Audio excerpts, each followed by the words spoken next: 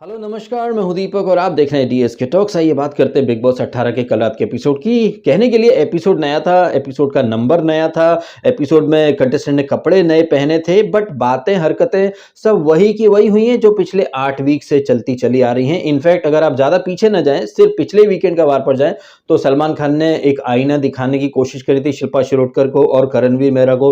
फिर हिना खान आई थी, शिल्पा को जायज़ दे करके गई कि भाई आप 2 कश्तियों की सवारी कर रही हो, आप भले कुछ भी हो जाए, आप दोस्तों को तो नॉमिनेट नहीं कर सकते। लेकिन इन बातों का कुछ फर्क पड़ा? कंटेस्टेंट जो हैं करण और ये शिल्पा, इनके कान पर तो जूं तक नहीं रहेंगी। इतनी सारी स्पून फीडिंग, इतने सारे ट्यूशंस, इतनी सारी कोचिंग क्लासेस खोली गई हैं, लेकिन वही ढाक के 3 पात। और इसके ऊपर करणवीर मेहरा की जो पीआर टीम है वो ट्विटर पर ट्वीट करती है कि भाई बाकी चीजें डिस्कस नहीं हुई हैं, अनफेयर अप्रोच जो है ईशा का डिस्कस नहीं हो रहा है। हालांकि अब जो मैं बोलने वाला हूं वो पहले काफी बार ऑलरेडी बोल चुका हूं मैं कि अंदर करणवीर मेहरा खुद अपने लिए एक फर्म स्टैंड नहीं लेता है, लेकिन सोशल मीडिया पर एक अलग ही नैरेटिव जो है वो बनाया जा रहा है। और जैसे कि कल सलमान ने खुद बोल दिया कि आप खुद को अबला, दुखियारा और एकदम विक्टिमाइज्ड दिखाना चाहते हो। और जैसे कि बाहुबली वाली टास्क में करणवीर मेहरा ने खुद ही अपने पैर पर कुल्हाड़ी मार दी थी, वैसे कल वो खुद बोल बैठा कि हाँ सर, उसे अच्छा लगता है कि लोग उसे टेकिंग फॉर ग्रांटेड लें। It was at this moment that he knew he fucked up.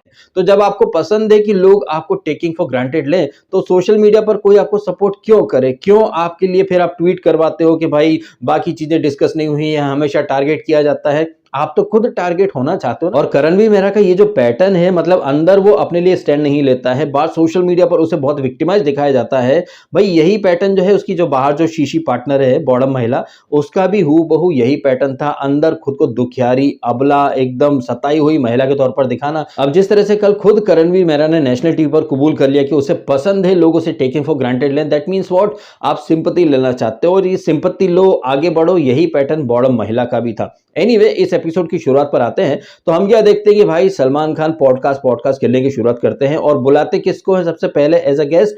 चाहत पांडे को। वो चाहत पांडे जो खुद भी बोलती है कि वो अकेली है। सलमान खान ने भी बोला कि आप अकेली हो। आप अगर अकेली हो दैट मीन्स आपके रिश्ते नहीं बने हैं। लेकिन पिछले 1 वीक से बिग बॉस अलग ही पीपड़ी बजा रहा है कि ये शो रिश्तों का है, रिश्तों का है, रिश्ते रिश्ते रिश्ते रिश्ते में तो हम तुम्हारे बाप लगते हैं, नाम है बिग बॉस। हाँ, अब जस्ट इमेजिन कीजिए ये शहंशाह पिक्चर के इस डायलॉग को अगर तेजेंद्र पाल सिंह बग्गा बोलेगा तो कैसे बोलेगा? रिश्ते में तो हम तुम्हारे बाप लगते हैं बिग बॉस, लेकिन नाम है तजेंद्र पाल बग्गा, हरिनगर सीट से जो था हग्गा।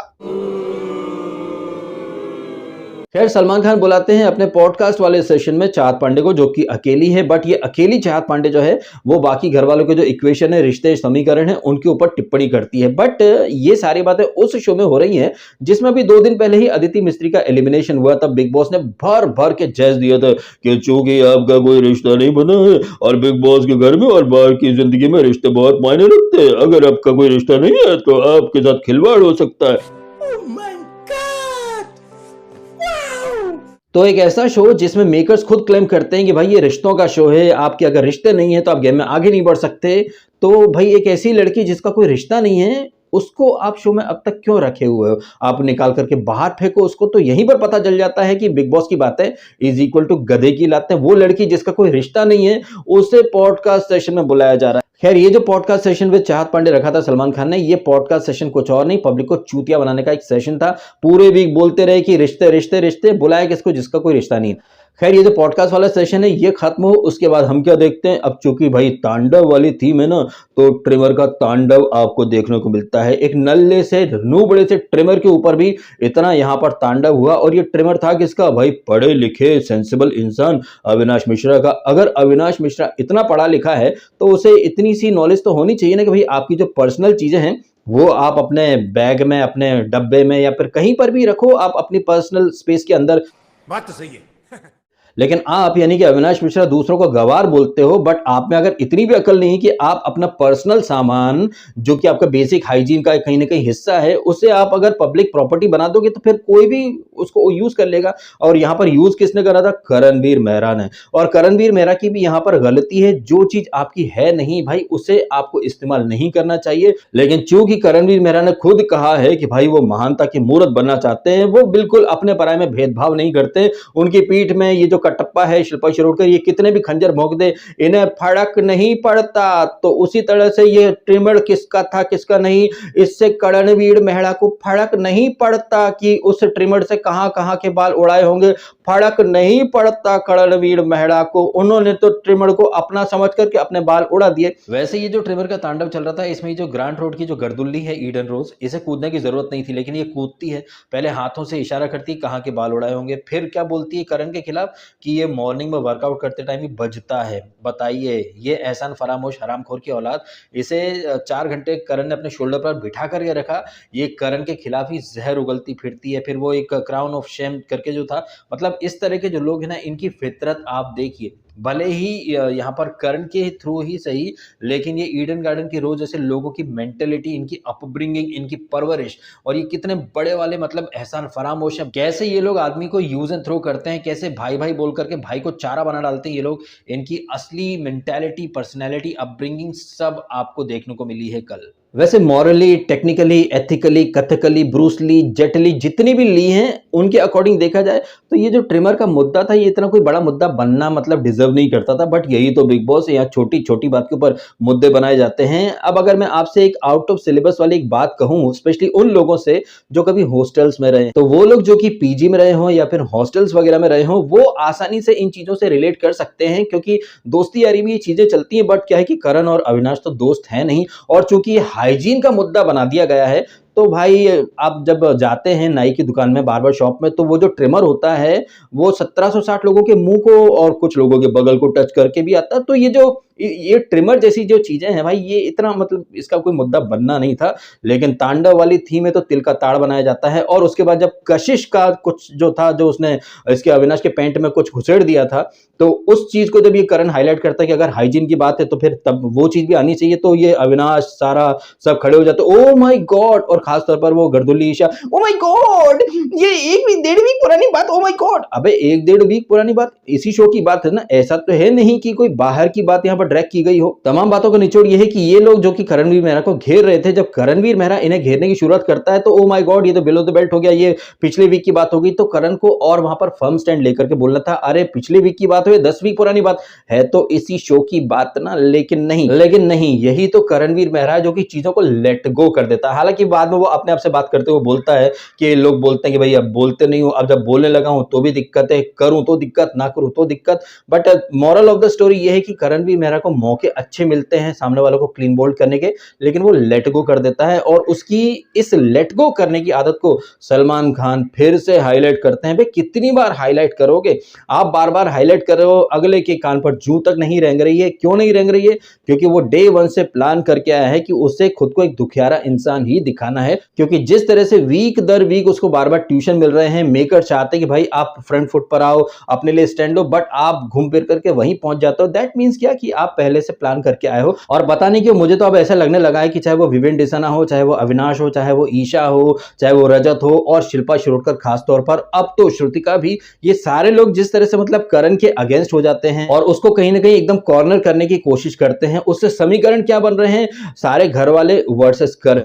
तो जैसे कि कुछ दिन पहले मैंने एक बात कही थी अपने रिव्यू में कि पैरेलल लाइन पर एक स्क्रिप्ट चलती चली जा रही है, उस स्क्रिप्ट का नाम है कि सिंपैथी दिलाओ और करण को आगे बढ़ाओ। तो वो स्क्रिप्ट जो है वो कैसे चल रही है आपने देख लिया। वैसे इस एपिसोड में करण और शिल्पा को आईना दिखाने के साथ साथ सलमान ने हमें ये भी दिखाया कि वो जो टास्क चल रही थी वहां पर ईडन गार्डन जैसी 65 किलो की इसको ग्रांट रोड की छपरी को अपनी पीठ पर लाद करके चल रहा था करण भी। उस टास्क में जहां पर शिल्पा शिरोडकर ने कहा था कि करण तुम्हारे पैर रुक गए थे, हमें सलमान खान दिखाते हैं कि वहां करण के साथ साथ अविनाश मिश्रा के भी पैर रुक गए थे। लेकिन अविनाश मिश्रा जो है वो कैसे तुरंत मतलब मौके को लपक लेता है, गुपच लेता है। बट अविनाश की ये जो फितरत है ना, ये फितरत मुझे कतई पसंद नहीं है, क्योंकि पैर आपके भी रुके थे बट आपने जो है वो सामने वाले के ऊपर उंगली उठा दी। हालांकि साम दाम दंड भेद के तहत ये चीज काफी लोगों को अच्छी लग सकती है, बट ये मेंटेलिटी और इस तरह की मेंटेलिटी के लोग मुझे कतई पसंद नहीं आते, क्योंकि ये वही मेंटेलिटी है जो हम रियल वर्ल्ड में देख रहे हैं। जैसे कि पॉलिटिक्स की बात करूं तो कांग्रेस पार्टी और आम आदमी पार्टी जब जब ये जीत जाते हैं तो ईवीएम सही हो जाती है, हार जाते हैं तो अरे खराब हो गया, टेम्पर हो गया, हैक हो गया।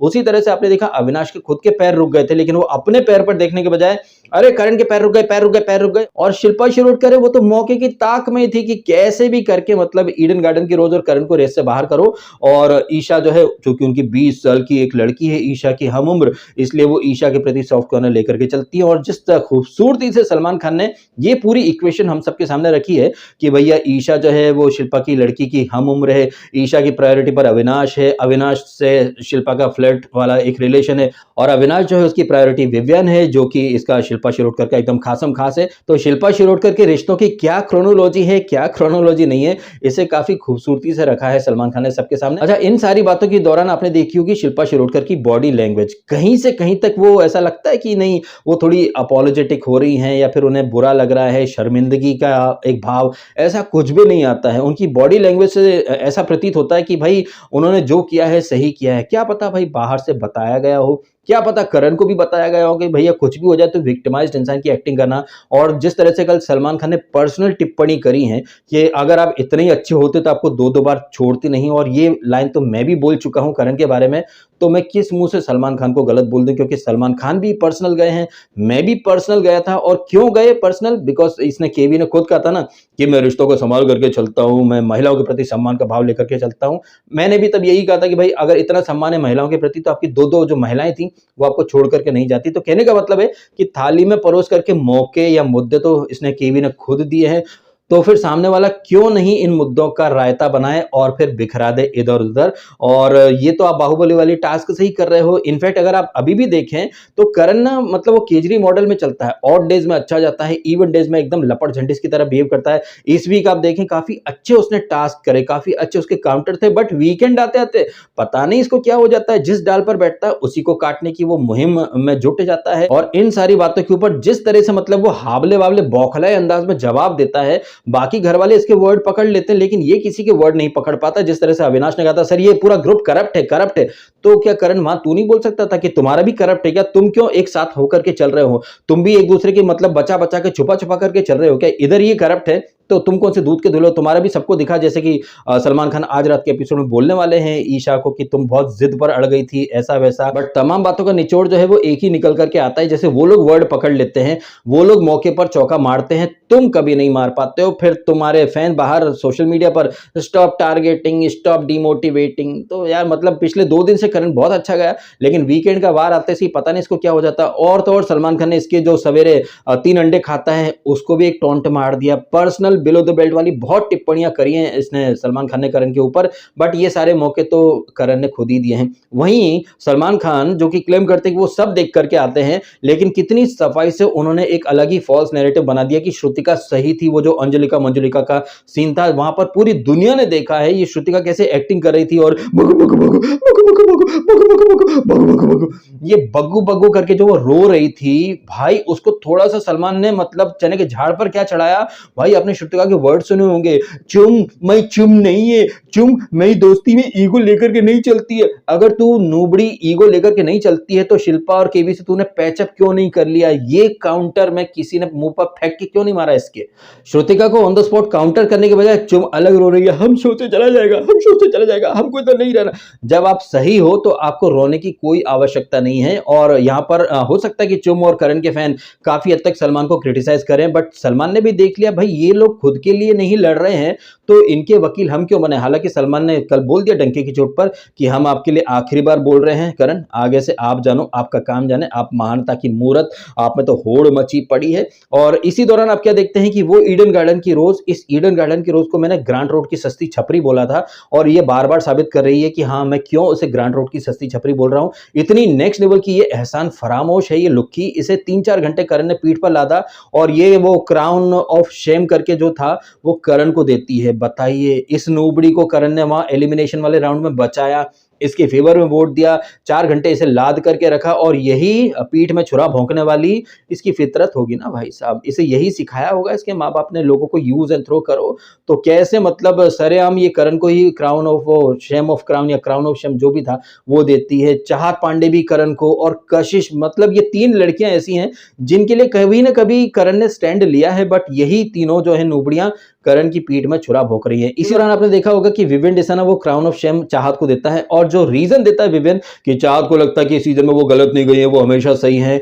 हमें ऐसा लग रहा था कि विवेन चाहत के बारे में नहीं अपने बारे में बोल रहा है, क्योंकि उसे भी कोई फीडबैक नहीं मिला है और वो तो क्लेम करता है कि वो कभी गलत गया ही नहीं। अच्छा, यहाँ पर चाहत का सस्ता वकील बनकर के ये जो रजत दल्ला खड़ा हो जाता है करण के अगेंस्ट, लेकिन जब विवेन चाहत को कुछ बोलता है तो रजत दल्ला कहीं ढूंढे नहीं दिखता है और कल चाहत पांडे इसका मुद्दा भी बनाती है कि रजत तुम तो चुप रहो। और ये रजत जो कि केवी के ऊपर चढ़ पड़ता है विवेन के मामले में, अरे वो खा रहा होगा, अरे खाने तो दे। तो पता चल रहा है कि भाई रजत दलाल जो है वो एक नंबर का चाटुकार बन चुका है विवेन डिसाना का, जो कि करण के ऊपर तो दहाड़ेगा, लेकिन जब विवेन की बारी आती है तो रजत दल्ले के मुंह में दही जम जाता है। अब क्या है ना कि ये सारी बातें हाईलाइट करना होस्ट का काम है, लेकिन होस्ट तो अलग ही अपनी दुनिया में।